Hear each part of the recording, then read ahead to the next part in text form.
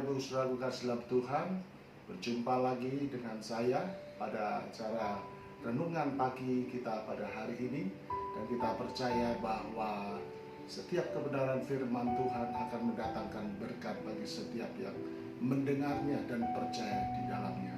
Firman Tuhan berkata bahwa manusia hidup bukan hanya roti saja, tetapi dari setiap firman yang keluar dari mulut Allah. Bapak Ibu yang ada di rumah, mari kita siapkan hati kita. Kita akan mendengarkan sedikit renungan firman Tuhan di hari Minggu ini, di mana kita tidak bisa berjumpa, tetapi di masing-masing rumah kita akan sama-sama menghadirkan Tuhan. Karena kita percaya bagi Tuhan tidak ada perkara yang mustahil. Situasi keadaan yang memungkinkan kita seperti ini, tetapi kita percaya dan terus berdoa bagi bangsa kita supaya kita bisa beribadah seperti sedia kala di gereja, kita bisa berfellowship, bisa melayani bersama-sama. Sebelum mendengarkan firman Tuhan, saya rindu kita akan berdoa sebentar. Bapa Surgawi, terima kasih Tuhan, sebentar kami akan merenungkan firman-Mu, dan biarlah Roh Kudus akan menerangi kami semuanya, baik hamba-Mu, baik jemaat-Mu yang ada di rumah, supaya kami boleh menerima berkat dari setiap kebenaran firman-Mu.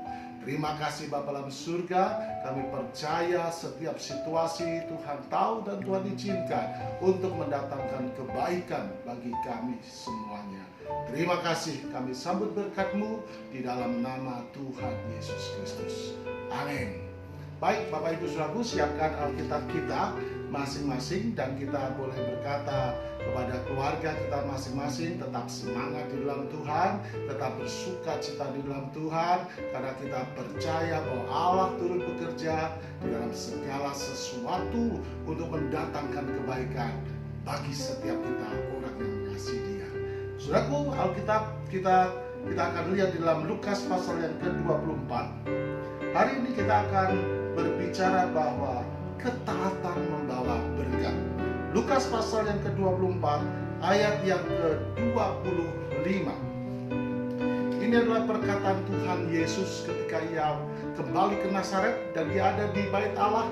Bapak Ibu Saudaraku, mereka mengajar banyak orang, dan salah satu perkataannya berkata demikian: "Dan aku berkata kepadamu, dan kataku ini benar, pada zaman Elia terdapat banyak perempuan janda di Israel, ketika langit tertutup selama 3 tahun dan 6 bulan, dan ketika bahaya kelaparan yang hebat menimpa seluruh negeri.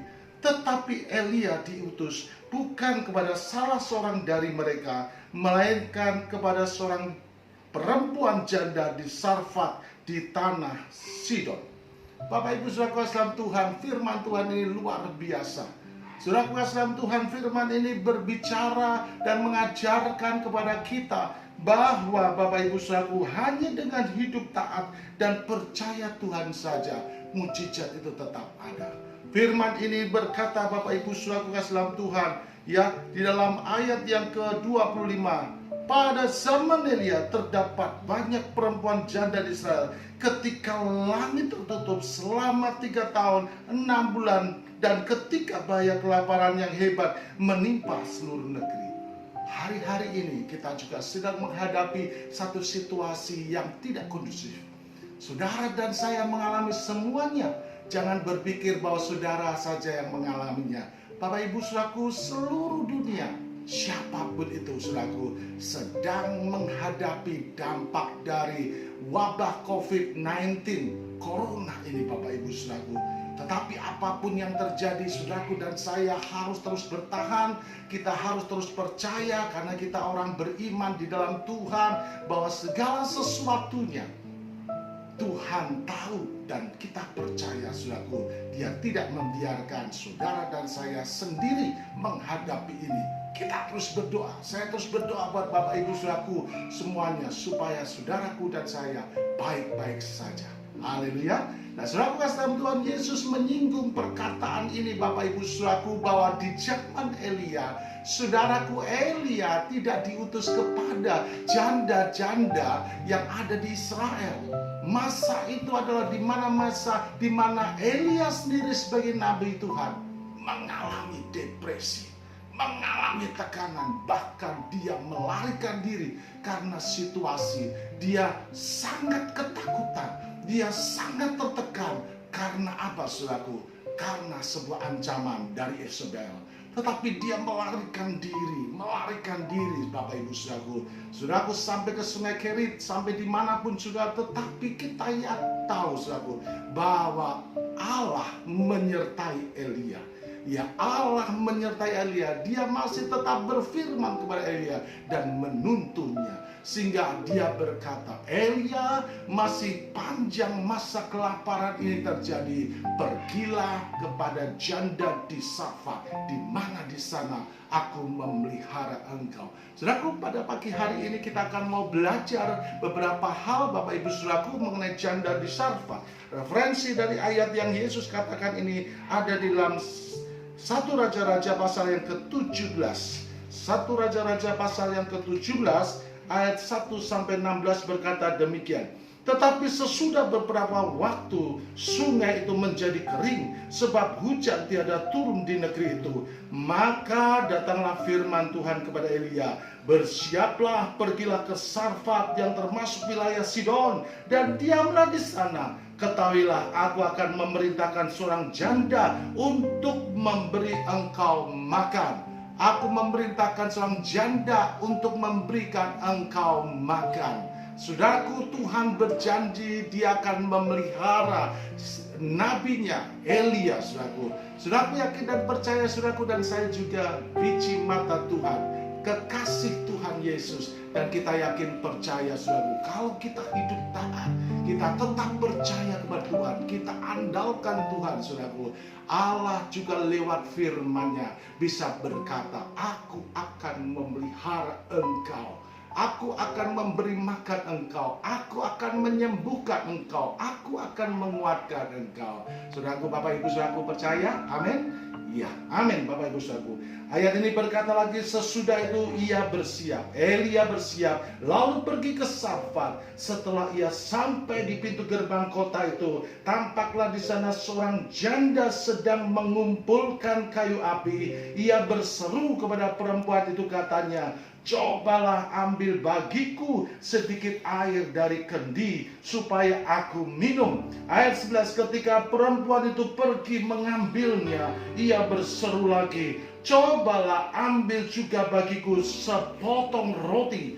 Perempuan itu menjawab, demi Tuhan Allahmu yang hidup, sesungguhnya tidak ada roti bagiku sedikit pun kecuali segenggam tepung dalam tempayan dan sedikit minyak dalam buli-buli. Dan sekarang aku sedang mengumpulkan 2-3 potong kayu api. Kemudian aku mau pulang dan mengolahnya bagiku dan anak-anakku, dan setelah kami memakannya, kami akan mati. Saudaraku, ayat ini berkata bahwa janda itu, saudaraku, mau menjalankan apa yang difirmankan, apa yang mau diminta oleh Nabi Elia. Elia minta minum, saudaraku, dia pergi. Belum jauh Bapak Ibu saudaraku, maka Elia meminta sekerat, ya, sepotong roti, saudaraku. Tetapi janda ini menjawabnya, tidak ada padaku, hanya segenggam tepung dan sedikit minyak ini. Setelah aku mengumpulkannya, mengolahnya bersama anakku, memakannya, dan aku akan mati. Situasi yang ada Bapak Ibu saudaraku mungkin hampir sama seperti kita. Kita tidak tahu ke depan bagaimana karena pengaruh situasi yang ada Bapak Ibu saudaraku. Kita bisa melihat semuanya saudaraku, bahwa sekali lagi keterbatasan, ya, yang dilakukan pemerintah sekali lagi bukan untuk menghambat setiap masyarakatnya. Apa yang ditetapkan pemerintah tidak menghambat gereja Tuhan untuk beribadah, tetapi sekali lagi kebijaksanaan apa yang dilakukan pemerintah untuk mencegah wabah ini menjadi menular lebih luas lagi. Olehnya kita belajar taat juga kepada pemerintah Bapak Ibu saudara sekalian Tuhan. Saudaraku, situasi kita ke depan tidak tahu. Bapak Ibu saudaraku, situasi sekarang diterapkan di beberapa kota. Saudaraku, TB, saudaraku, satu keterikatan, keterbatasan, semua dibatasin, ya. Untuk naik motor tidak boleh berdua, untuk naik mobil dibatasin. Bapak Ibu saudaraku harus pakai masker, harus pakai sarung tangan, ya. Semuanya terbatas, Bapak Ibu saudaraku. Bahkan kemana-mana Bapak Ibu kita juga bingung, kenapa virus yang asalnya dari Wuhan tiba-tiba dalam sekejap bisa melanda seluruh dunia ini. Tetapi bagi kita anak-anak Tuhan, Bapak Ibu saudaraku, mari terus berharap kepada Tuhan. Kita terus percaya Tuhan lindungi, Tuhan pagari aku dan keluargaku, supaya di dalamnya boleh terima pertolongan Tuhan. Bapak Ibu saudaraku, berkatalah janda ini tidak ada padaku, hanya segenggam tepung dan sedikit minyak. Saudaraku, situasi seperti ini, saudaraku, biarlah kita juga terus percaya kepada Tuhan. Janda ini mengaku dengan terus terang, tetapi apa yang dilakukannya kemudian, Bapak Ibu saudaraku? Tetapi Elia berkata kepadanya, janganlah takut, pulanglah, buatlah seperti yang kukatakan, tetapi buatlah terlebih dahulu bagiku sepotong roti bundar kecil daripadanya, dan bawalah kepadaku. Kemudian barulah kau buat bagimu dan bagi anak-anakmu. Sebab beginilah firman Tuhan Allah Israel, tepung dalam tempayan itu tidak akan habis, dan minyak dalam buli-buli itu pun tidak akan berkurang, sampai pada waktu Tuhan memberi hujan ke atas muka bumi. 3,5 tahun, apa yang dikatakan Lukas, Bapak Ibu saudaraku, bahwa terjadi kelaparan yang hebat. Bapak Ibu saudaraku, janda tadi termasuk seperti kita tidak tahu ukuran waktunya kapan krisis ini boleh berhenti. Tetapi apa yang dilakukanlah janda ini, Bapak Ibu saudaraku, mari kita mau belajar dengan dia. Saudaraku, janda ini melakukan apa yang diminta oleh Elia. Sementara satu sisi juga jaminan firman Tuhan juga berkata, jangan takut hai engkau janda Sarfat, bahwa tepung dan minyak ini tidak akan habis. Itu adalah jaminan Tuhan. Firman Tuhan adalah hidup, di dalamnya juga ada janji dalamnya. Bagi setiap kita yang mau membaca, merenungkan, dan terus menggali sungguh-sungguh, pasti akan menjadi rema. Saudaraku, saya mendorong Bapak Ibu saudaraku, di hari-hari yang semakin kelam ini, Bapak Ibu saudaraku, mari terus banyak berdoa, baca firman Tuhan, banyak waktu berdoa, baca firman-Nya dengan sungguh-sungguh, gali firman Tuhan. Di sana ada janji, di sana ada nasihat, di sana ada pimpinan, dan firman Tuhan itu hidup dan rema adanya. Amin.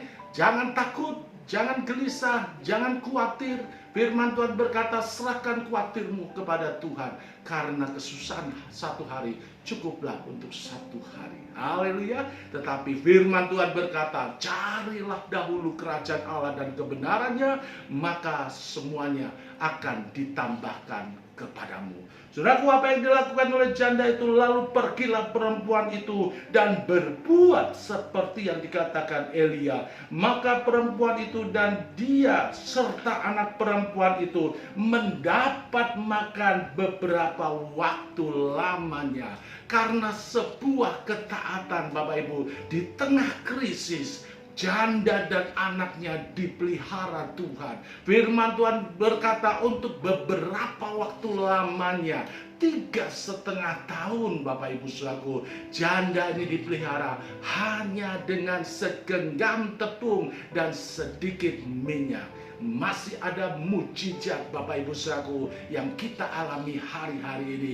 Yakin, percayalah, kalau kita sungguh-sungguh cari Tuhan pagi-pagi. Kalau saudaraku dibangunkan pagi-pagi, mungkin jam 3, jam 4, Bapak Ibu datang kepada Tuhan.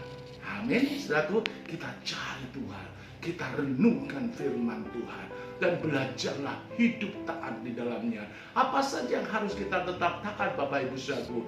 Mari kita tetap taat beribadah kepada Tuhan di keluarga kita masing-masing. Mari kita tetap taat untuk berdoa. Mari kita tetap taat untuk merenungkan firman Tuhan. Mari kita tetap taat untuk berbuat baik.